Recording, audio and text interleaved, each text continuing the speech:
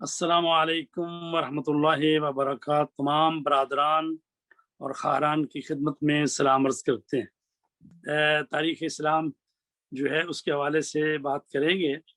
तो सबसे पहले तो तारीख़ का जो लुग़वी माना और मफ़हूम है उसके हवाले से बात करेंगे। तो लुग़त में तारीख़ वक़्त से आगाह करने को कहते हैं। तो लुग़त में ये जो लफ्ज़ तारीख़ है, ये अलिफ, रे और खे या वाओ, रे और खे, इससे ये बना है तारीख़। तो अरख्तुल किताबा, मैंने लिखने का वक्त ज़ाहिर किया। तो सूरह यूसुफ में आयत नंबर 111, लक़द काना फी कससिहिम इबरतुन लिउलिल अलबाब, यकीनन उनके वाक़यात में साहिबाने अक्ल के लिए सामाने इबरत है। तो ये एक तो हमें ये भी पता चल रहा है कि कुरान मजीद में साबिक़ा अंबिया की तारीख़ और उनके वाक़यात वो दोहराए गए हैं, और साथ साथ हमें ये भी पता चल रहा है कि उन वाक़यात को पढ़ने से हमें क्या फ़ायदा हासिल होता है। और कहा गया है कि साहिबाने अक्ल के लिए उन वाक़यात में और अंबिया की उन तारीख़ में, उन किस्सों में सामाने इबरत है। और ये जो यानी कसस जो बयान हुए हैं, तो ये इबरत जो इनसे हासिल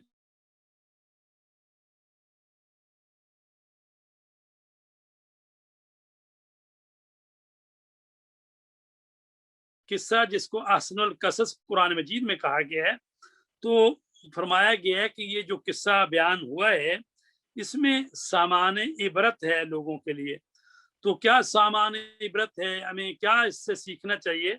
इंसान को दीन और मजहब के मुकाबले में किसी ख्वाहिश की तरफ नहीं झुकना चाहिए।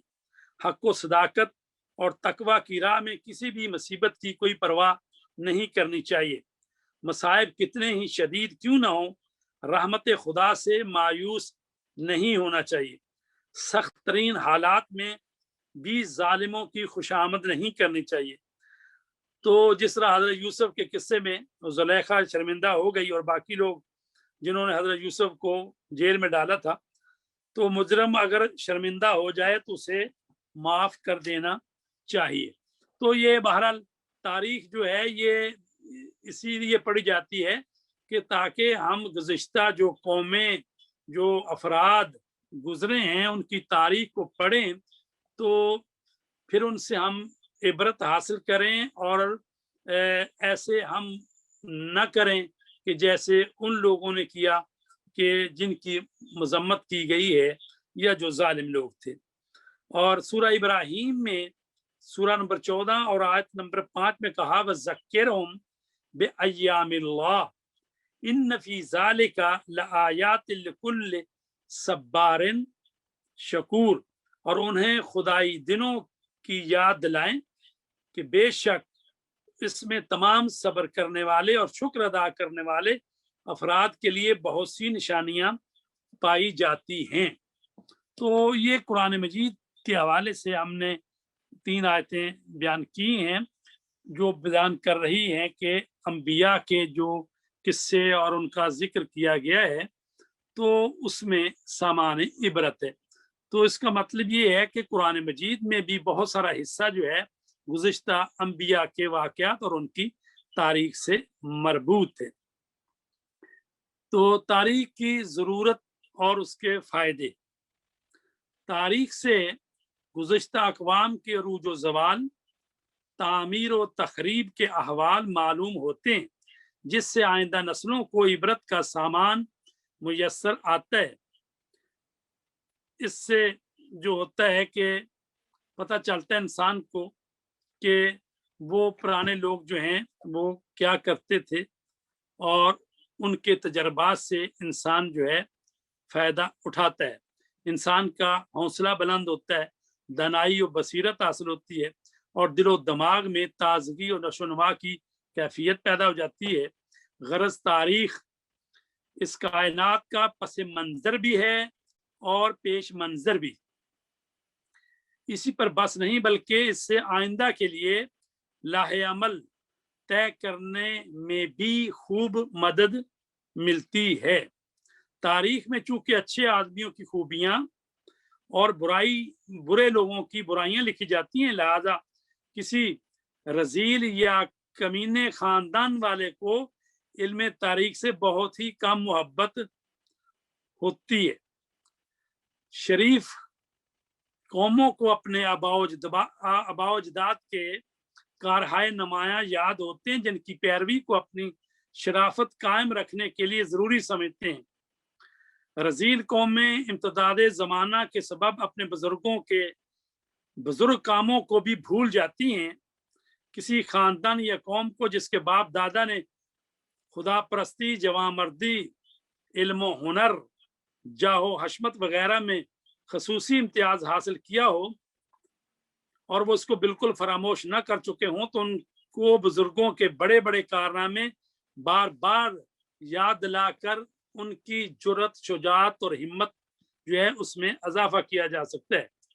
और यही आपने देखा होगा कि शिया कौम जो है वो तारीख पर काफी इन्हिसार करती है, जबकि दूसरे लोग जो हैं वो कहते हैं नहीं जी ये तो तारीख का मामला है, इसको छोड़ें तारीख। इसलिए ये बात होती है कि चूंकि जब तारीख बयान की जाती है तो तारीख में जिन लोगों को वो मानते हैं उनके भी कारनामे लिखे होते हैं तारीख में, तो वो कहते हैं जी तारीख को रहने दें, हदीस की किताबों की तरफ आए। और तो ये इसी वजह से होता है कि वो जिन लोगों को उन्होंने बड़ा बना लिया हुआ है, तारीख में उनके हवाले से ऐसी बातें मौजूद होती हैं कि जिसमें उनके किरदार को उस तरह से पेश किया गया है जैसे वो हैं। तो अब मैं अर्ज करूं कि नहजुल बलागा, ये मैंने कुरान मजीद के हवाले से भी बात की है और अब मैं नहजुल बलागा के हवाले से बात कर रहा हूँ। ये नहजुल बलागा में मौला कायनात अली अलैहिस्सलाम अपने बेटे इमाम हसन मुज्तबा, या बात कहते हैं अपने बेटे मोहम्मद हनफिया को वसीयत करते हुए, वसीयत है ये 527 सफ़े नहजुल बलागा जो उर्दू तर्जमे में अल्लामा ज़ीशान हैदर जवादी साहब की। तो उसमें इमाम फरमाते हैं, ए बुनैया इन्नी वइल्लम अकुन उमर तो उमरा मन कान कबली, फर्जंद अगरचे मैंने इतनी उम्र नहीं पाई जितनी अगले लोगों की हुआ करती थी, लेकिन मैंने, चूंकि ज़ाहरी उम्र मुबारक तो मौला कायनात की 63 साल है, लेकिन मैंने उनके अमाल में गौर किया और उनके अखबार में फिक्र की है और उनके आसार में सैरो सियाहत की है, और मैं साफ और गंदा को खूब पहचानता हूँ, नफा और जरर में इम्तियाज रखता हूँ। मैंने हर अमर को छान फटक कर उसका खालिस निकाल लिया है और बेहतरीन तलाश कर लिया है और बेमाना चीजों को तुमसे दूर कर दिया है, और ये चाहा कि तुम्हें इसी वक्त अदब की तालीम दूं जबकि तुम उम्र के इब्तदाई हिस्से में हो और जमाना के हालात का सामना कर रहे हो। तो ये मैंने नहजुल बलागा का हवाला इसलिए दिया है कि ताकि पता चले कि तारीख जो है उसका पढ़ने का क्या फायदा है और तारीख पढ़ना क्यों जरूरी है। तो अजीज़ान गिरामी, तारीख जो है उसकी अक़साम है। तारीख जो है आम भी हो सकती है, ख़ास भी हो सकती है। तारीख आम का मतलब है कि जिस ज़माने की तारीख बयान की जा रही है उस ज़माने के तमाम लोगों को शामिल है, और तारीख ख़ास वो है कि जो किसी ख़ास कौम, ख़ास कबीले या ख़ास ख़ानदान या किसी ख़ास सल्तनत या हुकूमत के हालात बयान किए जाएं तो वो हो जाएगी ख़ास। और एक और जहत से तारीख को देखें तो एक तारीख वो है जो रवायती तारीख है और एक तारीख की किस्म है जिसको कहते हैं दरायती। रवायती तारीख वो होती है कि जिसमें वो जो लिखने वाला है मुअर्रिख, वो तो या तो उसने खुद मुशाहिदा किया है, उसके सामने ये वाक़यात पेश आए हैं और उसने उसको लिख दिया है, या ये है कि वो कुछ रावियों से नकल कर रहा है और उनके नाम भी लिख रहा है कि ये तारीख जो है या ये वाक़या जो है ये फलां शख्स से मुझे मिला है। और जैसे तारीख़ तबरी में भी और दूसरी बाज़ तारीखें हैं कि जिसमें उन्होंने लिखा है कि ये मैंने ये जो फलां शख्स से ये वाक़या सुना, ये उसने मुझे नकल किया है। तो इसको कहते हैं रवायती तारीख, या वो शख्स जो तारीख लिख रहा है मुअर्रिख, वो किसी दूसरे मुअर्रिख का हवाला दे देता है किसी और किताब का, तो इसको कहते हैं ये है रवायती तारीख। तो ये ज्यादा जो है ना ये मुफीद भी है और काबिल कदर समझी जाती है, क्योंकि इसमें क्यास के घोड़े नहीं दौड़ाए जाते। और एक होती है दरायती तारीख। दरायती तारीख उसको कहते हैं जो महज आसार कदीमा और आसार मनकूला और अकली जो है उसको अकली क्यास से कह लें, या बास ने तो उसको कहा अकली ढकोसलों के जरिए तरतीब दी गई होती है। और हम अहद मुअर्रिख या हम अहद रावी का बयान उसके मुतल्लिक मतलूब दस्तयाब न हो सकता हो, जैसा कि कदीम मिस्र की तारीख, कदीम इराक की तारीख, कदीम ईरान की तारीख। तो यानी उसमें बाकायदा कोई रावी रवायत करने वाला या कोई शाहिद जो नहीं होता, तो जो उस तारीख को कहते हैं ये तारीख जो है ये दरायती तारीख है।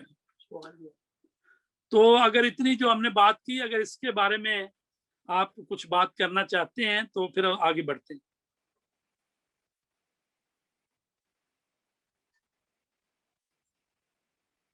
जी, है हमारे साथ कुछ लोग? जी आगा, अभी अस्सलाम वालेकुम। ठीक है, सही है, समझ में आ रहा है, फिलहाल तक कोई ऐसा मसला नहीं है। ठीक है। तो अभी तारीख इस्लाम मौलाना नजीब अकबर आबादी साहब हैं, उन्होंने तारीख इस्लाम लिखी है।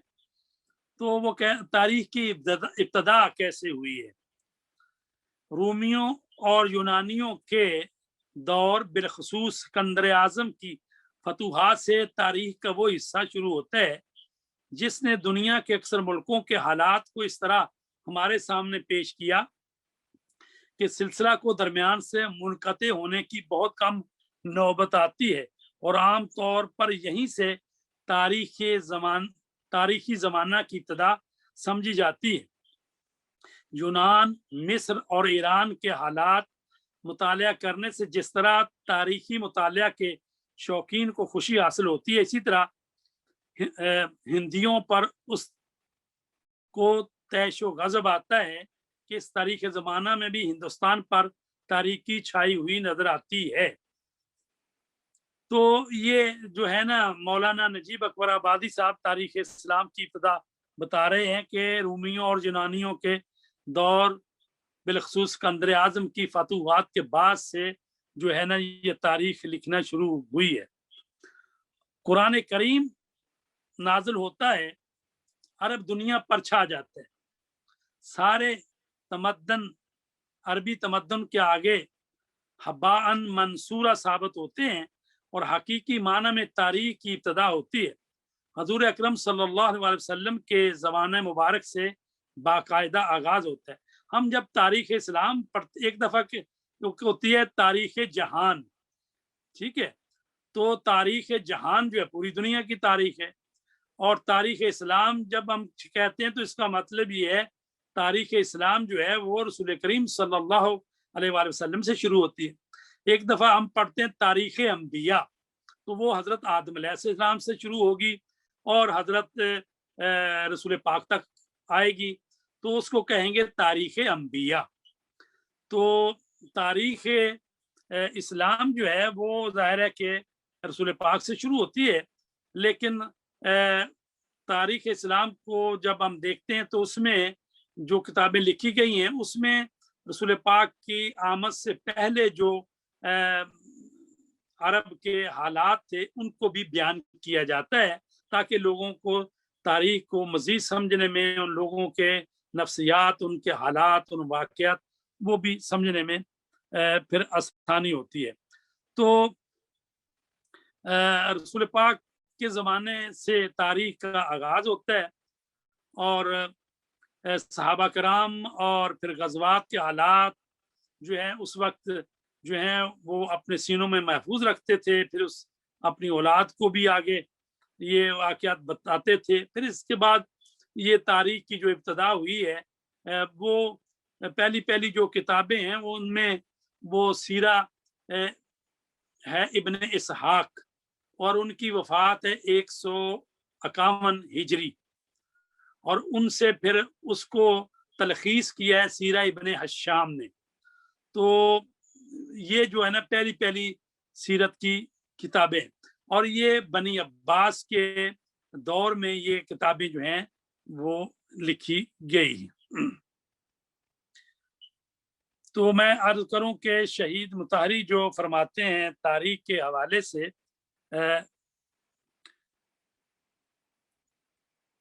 वो कहते हैं कि तारीख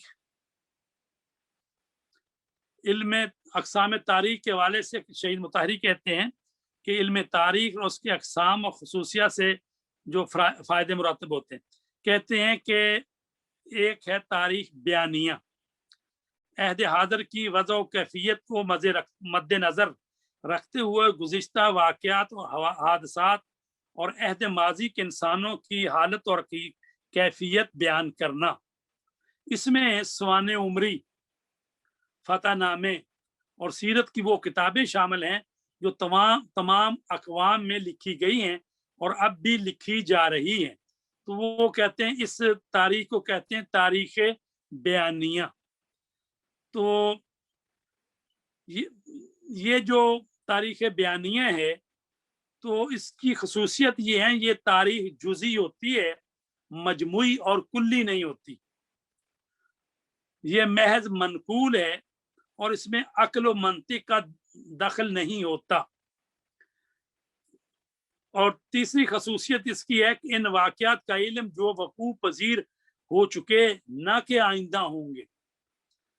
यानी तारीख जो है बयानिया उसमें बताया जाता है जो गुज़िश्ता ज़माने में वाक़यात हो चुके उनको बताया जाता है।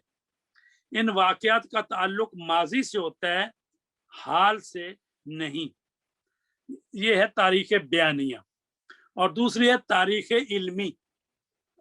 तारीख इल्मी उन आदाब और रसूम का इल्म जिनका रवाज अहद माजी के इंसानों में था और ये इल्म इन वाक़यात और हवादिस जो हैं उनके मुताले से हासिल होता है जो गुजर चुके हैं।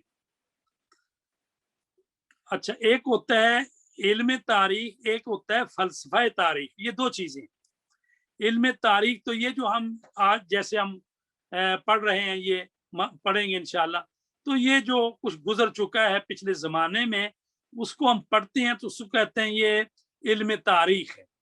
लेकिन एक होता है फलसफा तारीख। फलसफा तारीख ये है वो इल्म के जिसके जरिए इंसानी माशरों में इर्तका के जरिए तब्दीली वाक़या हुई और वो किस तरह एक मरहले से गुजर कर दूसरे मरहले तक पहुंचे और इस इर्तका पजीर हालत के वक्त उनमें से कौन से कवानीन कार फरमा है। तो यानी फलसफा तारीख यानी जब तारीख बयान की जाती है तो फिर उनकी वजह और इल्लत और उसके असबाब उनको भी बयान किया जाता है, तो उसको कहते हैं फलसफा तारीख। तो ताकि वो बताया जाए कि जब तज्जिया और तहलील किया जाता है और ये वाक़या क्यों पेश आया, उसकी वजह क्यों हुई। एक दफ़ा तो जैसे आप सुनते हैं ना कि भाई एक दफ़ा खाली रिपोर्टें ही होती है, कहते हैं कि जी आज फलां इलाके में मसलन जो है वो एक्सीडेंट हो गया, इतने आदमी मारे गए और ये हुआ ये। तो یہ اس کی جو رپورٹنگ کرنے والا ہے وہ صرف رپورٹنگ کر رہا ہے کہ یہ واقعات ہوئے. ایک دفعہ اس کا تجزیہ اور تحلیل کیا جاتا ہے کیوں واقعہ ہوا, کس کی غلطی تھی, کس کی خطا تھی, اس کے واقعات کیا ہوئے. تو یہ جو تجزیہ اور تحلیل کیا جاتا ہے اس کے اسباب بیان کیے جاتے ہیں اور علت اس کی بیان کی جاتی ہے, تو اس کو کہتے ہیں یہ اس کا فلسفہ بیان کیا جا رہا ہے. تو تاریخ اسلام کے حوالے سے مزید وہ کہتے ہیں کہ تاریخ کے جتنے بھی منابع اور ماخذ موجود ہیں ان میں تاریخ اسلام سب سے زیادہ معلومات سے لبریز اور مالا مال ہے. یعنی ظاہر ہے کہ باقی قوموں نے بھی اپنی تاریخیں لکھی ہیں, تو لیکن جو تاریخ اسلام ہے وہ باقی دنیا کی تاریخوں سے زیادہ اس میں معلومات ہیں اور ان میں جزیات بھی ہیں. چنانچہ جب کوئی محقق تاریخ اسلام لکھنا شروع کرتا ہے اسے تاریخی واقعات وافر مقدار میں بصورت دقیق مل جاتے ہیں. اس کے علاوہ تاریخ اسلام میں جس قدر مستند اور باریک یعنی روشن نکات جو موجود ہیں اس میں وہ اس کو تاریخ اسلام میں نظر آئیں گے, اور اس کا سرچشمہ جو ہے وہ سیرت رسول کریم اور سنت رسول, اور مسلمانوں کے لیے چونکہ یہ حجت ہے رسول پاک کی سنت اور جو قطعی سنت ہے, تو تاریخ اسلام میں واقعات بھی ملتے ہیں اور رسول پاک کی سیرت بھی ملتی ہے, احادیث بھی ہوتی ہیں اس میں. تو اس طرح سے جو تاریخ اسلام ہے وہ باقی لوگوں یعنی باقی دوسری جو لوگوں نے تاریخیں لکھی ہیں ان کی مناسبت سے تاریخ اسلام جو ہے وہ بہت زیادہ جو ہے وہ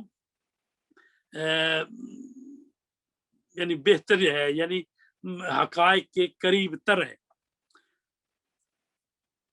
تاریخ اسلام کے بارے میں استاد مطہری کہتے ہیں پیغمبر اسلام اور مذہب اسلام کو دیگر مذاہب پر فوقیت حاصل ہے کیونکہ آپ کی تاریخ روشن مستند ہے. اس اعتبار سے دنیا کے دیگر رہبر و رہنما ہمارے برابری نہیں کر سکتے. چنانچہ پیغمبر اکرم صلی اللہ علیہ وسلم کی زندگی کی دقیق باتیں اور اس کے جزیات آج بھی ہمارے پاس قطعی اور مسلم طور پر موجود اور محفوظ ہیں.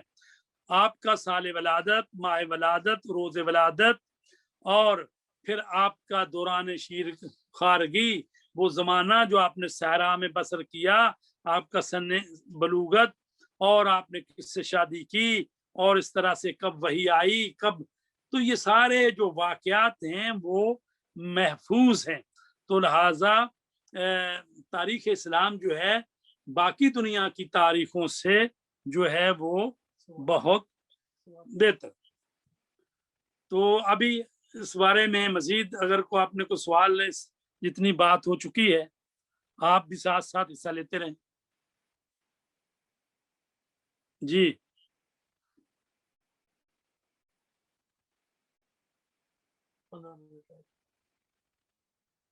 جی سوال ہے کوئی آپ کے ذہن میں؟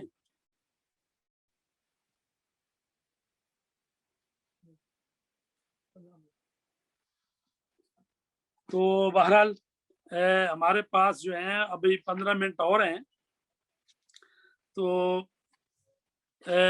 تاریخ جو ہم نے کتاب متن قرار دی ہے تاریخ اسلام دورہ جاہلیت سے وفات مرسل اعظم تک, تو اس میں ہم جزیرۃ العرب جو ہے اس کی جغرافیائی, سماجی اور ثقافتی صورتحال جو ہے اس پر ایک نظر کرتے ہیں.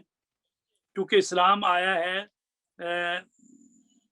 حجاز میں, یہ سعودی عرب جو ہے یہ تو انہوں نے 1925-26 میں جب انہوں نے قبضہ کیا ہے موجودہ جو سعودی عرب کی حکومت ہے ان کے آباء و اجداد نے, تو اس وقت انہوں نے اس کا نام تبدیل کر دیا ہے اور سعودی عرب اپنے دادا کے نام پر رکھ لیا گیا ہے.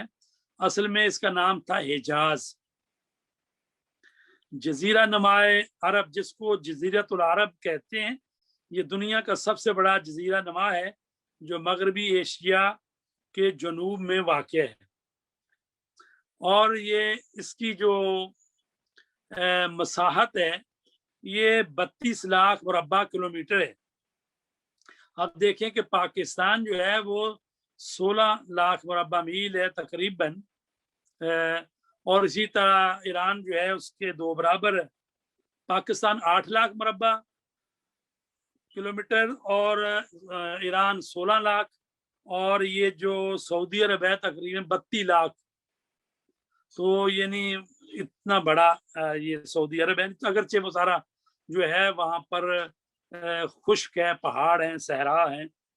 تو یہ جو سعودی عرب ہے اس میں، اور جزیرہ اس کیوں کہا جاتا ہے؟ جزیرہ اس ملک کو کہتے ہیں ظاہر ہے کہ جس کے چاروں طرف پانی ہو اس کو جزیرہ کہتے ہیں۔ جیسا کہ یہ ہم یو کے میں رہتے ہیں تو یو کے جو ہے یہ ہے جزیرہ کہ چاروں طرف سمندر سے گھرا ہوا ہے، لیکن یہ جزیرہ اس لیے کہتے ہیں جزیرۃ العرب چونکہ اس کے تینوں طرف پانی ہے، اور اس میں آپ دیکھتے ہیں کہ مشرق کی طرف جو ہے وہ خلیج فارس ہے، اور اسی طرح جنوب کی طرف جو ہے وہ خلیج عدن ہے، اور جو دوسری طرف ہے بحیرہ احمر ہے، اور صرف جو شمال کے اوپر کی طرف جو ہے وہ کچھ ملک دوسرے ہیں، یہ لبنان اور شام وغیرہ، اور مڈٹرانہ وہ جو در سمندر ہے۔ تو چونکہ تینوں طرف سمندر ہے اس لیے اس کو کہتے ہیں جزیرہ نما، اس لیے اس کو کہتے ہیں۔ تو اس جزیرہ نما کی سرحد جنوب کی سمت سے خلیج عدن، تنگہ باب المندب، بحر ہند، بحر عمان میں محدود ہے، اور مغرب کی سمت میں یہ بحر احمر، اور مشرق کی طرف خلیج عمان، خلیج فارس اور عراق تک پھیلا ہوا ہے، اور شمال کی جانب سے ایک وسیع صحرا جو کہ درہ فرات سے سرزمین شام تک اس جزیرے کو گھیرے ہوئے ہے۔ تو یہ جو جزیرۃ العرب، تو آپ خود بھی اس کا نقشہ آپ دیکھیں، اگر ہمارے پاس کوئی سہولت اگر ایسی آئندہ ہو جائے کہ اگر ہم اس کو نقشہ جو ہے یہاں دکھا دیں، اور پھر اس سے پھر آسانی رہتی ہے دیکھنے والوں کو بھی۔ تو جس زمانے میں اسلام آیا ہے اس زمانے میں جو یمن جو ہے، یمن جو کہ جزیرۃ العرب جو ہے اس کے جنوب میں ہے، تو یمن جو ہے یہ اچھا خاصا جو ہے نا یہ تہذیب یافتہ ملک تھا، اور تمدن یمن کا، اور یہاں یہ ہندوستان سے اور دوسرے علاقوں سے مال تجارت یہاں یمن آتا تھا، اور یہاں سے پھر یہ جو ہے شام کی طرف اور دوسرے شمال جزیرۃ العرب کی طرف یہاں سے جاتا تھا۔ تو جزیرہ یمن جو ہے جنوب کی طرف تھا، اور وہاں پر جو حکومتیں قائم تھیں 1400 سے 1850 سال قبل عیسوی تک یہ برقرار رہی ہیں، اور جب حکومت سبا ملکہ بلقیس کی وہ جب حکومت آئی ہے تو اس وقت وہ ختم ہوئی ہے حکومت معین۔ اس کے بعد ہے حکومت حضرموت جو 1020 عیسوی سے قبل شروع ہوئی اور 65 عیسوی کے بعد تک باقی رہی، اور حکومت سبا کے مسلط ہونے کے ساتھ ختم ہو گئی۔ حکومت سبا جو 850 عیسوی سے لے کر 115 عیسوی سال قبل مسیح تک برسر اقتدار رہی، اور اس کے بعد ہے حکومت فتیان جو 865 سے لے کر 540 سال قبل مسیح تک برسر اقتدار رہی ہے۔ اور حکومت سبا حضرموت اور اطراف یمن جن کے بادشاہوں کے سلسلوں کو تبع کہا جاتا ہے، ان کی حکومت سال عیسوی سے 115 سال پہلے شروع ہوئی، اور یہ 523 عیسوی تک برقرار رہی، اور اس کا دارالخلافہ جو تھا ظفار تھا۔ تو یمن جو ہے وہ اس کی جو تہذیب و تمدن ہے وہ تھا، اس میں جس کو کہا جائے ایک درخشاں تمدن تھا۔ وإلا خود یہ سعودی عرب جو ہے حجاز جو علاقہ تھا، تو یہ کیونکہ پہاڑ تھے، یہاں خشک اور صحرا تھا، اور وہاں کے لوگ جو ہیں وہ پھر ان کے لیے کوئی ایسی حکومت نہیں تھی جو مرکزی ہو، قبیلوں میں لوگ رہتے تھے، اور بڑے بڑے قبیلے تھے، وہ قوم و قبیلے میں رہتے تھے، اور زیادہ تر وہ ان کا جو ذریعہ معاش تھا وہ بھیڑ بکریاں رکھتے تھے، اونٹ ان کے پاس تھے، تو اس طرح سے وہ رہتے تھے۔ لیکن یمن کے لوگ جو تھے وہ کاشتکاری کے علاوہ تجارت بھی کرتے تھے، اور مشرق و مغرب کی تجارت کا وہ وسیلہ تھے، کیونکہ ملک یمن اس زمانے میں چند متمدن ملکوں کے درمیان واقع تھا۔ ہندوستان کے تاجر اپنے تجارتی مال کو سمندر کے ذریعہ یمن اور حضرموت لایا کرتے تھے، اور یمن کے تاجر اس کو حبشہ، مصر، فلسطین اور مدین کے شہر اور دور دراز علاقوں تک یہ یمن کے لوگ جو ہیں وہ پہنچاتے تھے۔ اور یمن کی جو ترقی میں بڑی بات تھی وہ یہ تھی کہ انہوں نے اس زمانے میں بند بنایا ہوا تھا جس کو کہتے ہیں مارب کا بند۔ تو مارب کا بند جو ہے وہ پانی کو اکٹھا کرنے کے لیے انہیں بہت بڑا بند بنایا ہوا تھا اس زمانے میں، تو اس کی وجہ سے وہ پانی کا استعمال کرتے تھے، پانی کو کنٹرول کر کے، تو ان کے کاشتکاری اور کھیتی باڑی جو ہے وہ بڑی بہترین طریقے سے انجام پاتی تھے۔ اور پھر وہ بند جو ہے ٹوٹ گیا، جس کی وجہ سے وہاں سے جو لوگ ہیں انہوں نے نقل مکانی کی، اور وہاں سے ہی پھر قوم جو ہے نا اوس و خزرج، یہ دو بڑے قبیلے تھے، تو یہ یمن سے ہجرت کر کے یہ پہنچے ہیں مدینہ، جس کو اس وقت یثرب کہتے تھے، وہاں پہنچے ہیں۔ تو یہ اوس اور خزرج جو ہیں مدینہ میں یہ بند جو ٹوٹا ہے، تو اس کے بعد یہ لوگ جو ہیں وہاں پر پہنچے۔ تو عرب کے لوگ جو ہیں وہ زیادہ تر صحرا نشین تھے، اور صحرا میں یہ رہتے تھے، اور ان کی زندگی کا دار و مدار جو ہے وہ غلہ بانی پر ہوتا تھا۔ اس کے علاوہ جو ہے بھیڑ بکریاں اونٹ کے بنے ہوئے خیموں میں زندگی بسر کرتے تھے، جس جگہ آب و گیا موجود ہوتا تھا وہیں جا کر بس جاتے تھے۔ پانی اور سبزے کے ختم ہونے پر دوسرے علاقوں کی طرف کوچ کرتے پر مجبور ہو جاتے تھے۔ جب تک کسی علاقے میں پانی ہے اور سبزہ ہے تو وہاں رہتے تھے، جب پانی ختم ہو جاتا تھا یا سبزہ ختم ہو جاتا وہاں سے کوچ کر کے وہ دوسرے علاقوں کی طرف چلے جاتے تھے۔ اور ان کا جو کیا کہتے ہیں